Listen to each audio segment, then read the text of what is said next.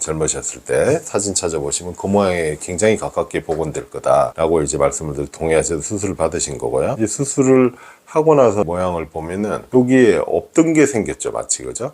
여기 애교살이란 거잖아요. 제가 여러 번 말씀을 드렸는데 이건 제가 만든 게 아니에요. 이걸 만들었다고 표현하시는 분도 있는데, 이거는 여기를 잘 열고 들어가서 이 복원을 해줬을 때, 원래 위치대로 애교살을 갖다 놨을 때 보이는 거예요. 젊었을 때 위치로 가 있으니까. 안녕하세요, 미오름 서원장입니다. 오늘은 제가 주로 많이 하는 수술 중에 하나인 눈밑거상, 중안면거상, 눈밑거상 시에 제가 중안면거상을 추천을 해드려 가지고 팔자주름 위에 있는 게 이 중안면이라고 부르거든요. 중안면거상을 통해서 얼마나 얼굴이 하나만 했을 때 젊어질 수 있는지, 효과가 어느 정도인지 개개인마다 틀리긴 하겠죠. 50대 중후반분 환자분 사례를 통해서 한번 자세히 이야기하는 시간을 가져보도록 하겠습니다. 화면을 한번 보실게요.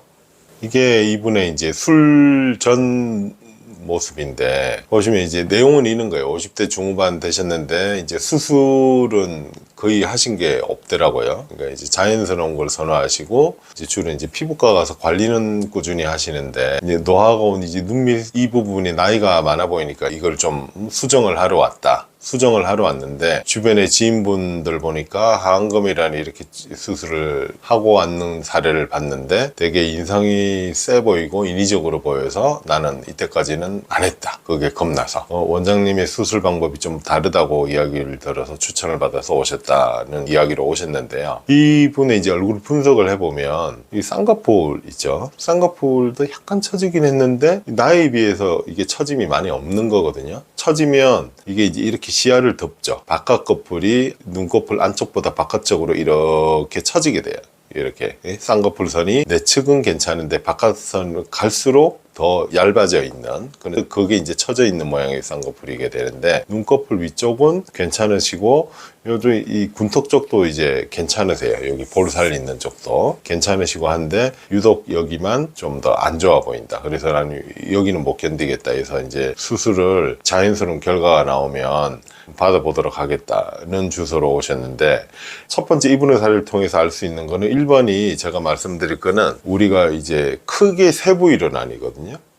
거상이라는 수술 종류가, 우리가 안면거상이라 하면 모든 얼굴을 다 거상해 주는 것이 아니고, 안면거상이라는 거는 여기 이제 처져 있는 군턱이 있죠. 군척, 심술보, 이거 매련 라인들이 이렇게 있잖아요. 여기에서 더 나아가서까지 해결할 수 있는 게 안면거상이고, 여기 눈 밑에는 우리 하안검이라고들 많이 이야기들을 하시는데, 이 눈 밑도 거상을 할 수가 있어요. 눈 밑에 붙어 있는 게 바로 중안면이거든요. 이 중안면도 원래대로 이제 거상에서 복원할 수가 있고요. 그리고 눈 윗부위는 이제 통상적으로 이마 거상으로 알고 계신 이마 눈썹 거상이 있는 거죠. 그래서 이 세 피스가 각기 다른 수술이에요. 목표도 다른 거고, 눈 위에 이마 눈썹 거상은 처져 있는 눈꺼풀을 해결하기 위한 방법이고, 눈밑 거상은 처져 있는 눈밑과 중안면 거상이란 것도 결국은 눈밑 거상의 연장선인 거죠. 제가 아는 수술은 그런 거고, 여기 바깥 얼굴은 이제 안면 거상, 여기하고 목 부위는요, 이렇게 되는 건데, 노화의 순서라는 게 있다. 노화의 순서라는 게 있다는 건 이제 무슨 말이냐면, 이런 경우가 되게 흔하다는 거죠.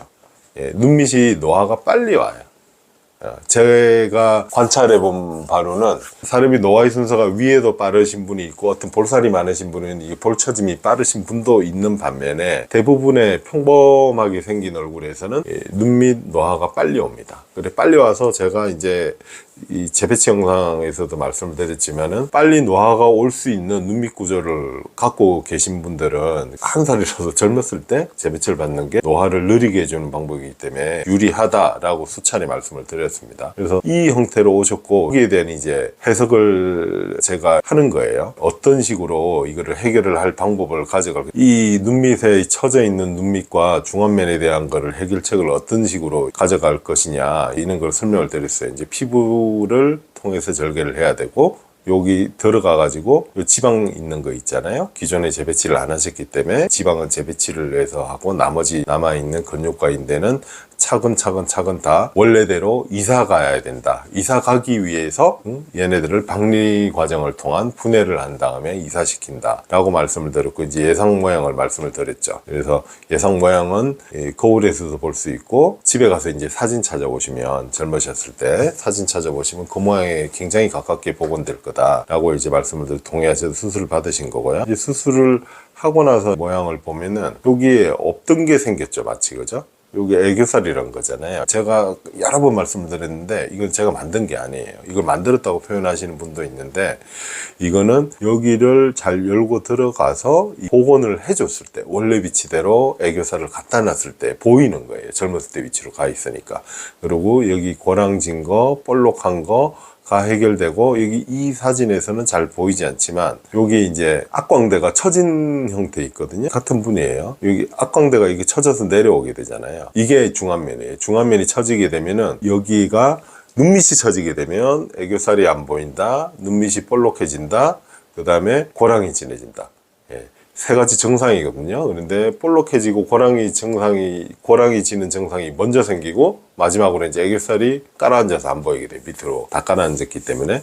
거기가 이제 눈밑의 노화에 의한 현상이고, 이 중안면의 노화에 의한 현상은 볼록한데 요 바깥에 제가 동그라미 치고 있는 데 있죠. 이게 영어로, 의학적 용어로 말라페스툰인데, 지방 조직이 있어요. 이것도 여기 처지면서 여기에 인디안 밴드인데 있죠. 여기가 훅 들어가게 되고 다시 팔자주름 위에 볼록한 살이 이제 있는 것처럼 이렇게 보여요. 근데 이게 사실은 처져 있는 거죠. 그래서 이 처져 있는 거를 해결을 했을 때 보시면 이 볼록한 거 있죠. 눈밑은 당연히 깔끔해져 있는 거고요. 이 중안면을 해결한 결과물은 얘가 볼록한 게 사라졌죠. 그리고 이 고랑이 인디안 밴드에 있는 고랑이 있죠. 눈물 고랑 말고. 고랑이 쑥 들어가 있던 게 해결이 됐고, 여기 팔자주름 위에 볼록한 살들도 위치 이동을 해서 원래대로 이제 이렇게 가 있는 거죠. 이 형태가 이제 원래대로 복원된 거예요. 여기에 있는 형태는 이사를 간 것 뿐이지 뭐를 더하거나 빼고 이런 게 아니에요. 예, 이사를 갔을 뿐이지 젊었을 때 위치로 원래 더하거나 뺀 게 아니다. 따라서 위치를 15년에서 20년 전 위치로 이동을 했기 때문에 이게 이쪽으로 내려오는 데는 굉장히 오래 걸리는 거예요. 그만큼 다시. 그죠? 15년, 20년 정도 걸리겠죠. 15년, 20년이 지나도 이렇게 볼록해지진 않아요. 여기다가 재배치까지 다 해줬기 때문에. 원장님, 그러면 지금 눈밑 거상은 그럼 언제부터 하는 게 좋을까요?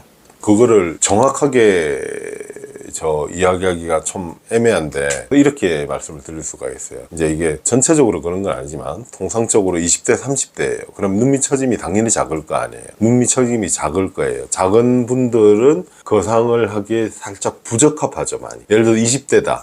20대는 처짐이 없을 나이거든요. 눈밑 처짐이 생겨봤자 아주 조금 있을 나이인데 그거를 열어서 거상하는 건 안 맞는 거고, 그 다음에 나이가 많으면 많을수록 거상의 대상이 되겠죠. 근데 거상의 기준점을 저는 여기 볼록한 거 있죠. 화면에 보시면 이 볼록하고 고랑진 거 있잖아요. 여기를 넘어서서 애교살까지 노화가 침범이 됐을 때, 이게 그래서 굉장히 드라마틱하게 보이는 거거든요. 마치 없는 게 생긴 것 같고, 실제로 만들어준 게 아닌데도 저 의사가 내 눈밑에 애교살을 만들어줬네, 감사합니다, 뭐 이렇게 이야기하시거든요. 근데 이게 만든 게 아니고 복원의 과정인데, 내가 젊었을 때 있는 애교살이 안 보이잖아요. 잘 안 보이거나 아래쪽으로 흐려지게 되면 그 눈밑 처짐이 많다는 거예요. 그러면 눈밑 거상을 통해서 효과가 좋다 라는 이야기도 되겠죠.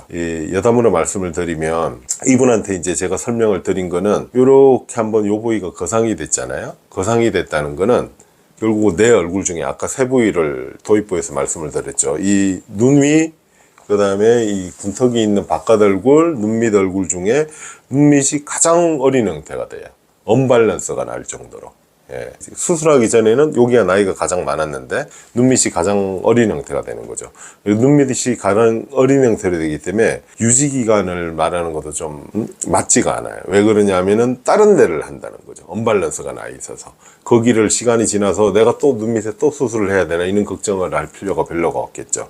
그리고 이 눈 위는, 이분은 비교적 눈이 아까 봤을 때 처짐이 많이 없었잖아요. 그래서 나중에 그러면 눈밑을 하러 올 필요는 없으실 거예요 라고 말씀을 드린 거고, 눈 위가 나중에 여기 바깥 쌍꺼풀이 더 처지게 되면 이 거상을 해보니까 결과가 좋으니까 이마 거상을 시간이 지나서 쌍꺼풀이 처지게 되면 원장님한테 받으러 올게요 라고 이제 말씀하고 가셨어요. 영상 잘 보셨나요? 오늘은 피부 절개를 통한 눈밑거상 이 효과와 이 유지기간, 그 다음에 이 눈밑거상 하나만으로 어느 정도의 효과가 있는지, 수술이 필요한 시기는 어딘지에 대해서 말씀을 드려봤습니다. 다음에도 좋은 영상으로 찾아뵙겠습니다. 이상으로 미오름 서원장이었습니다. 감사합니다.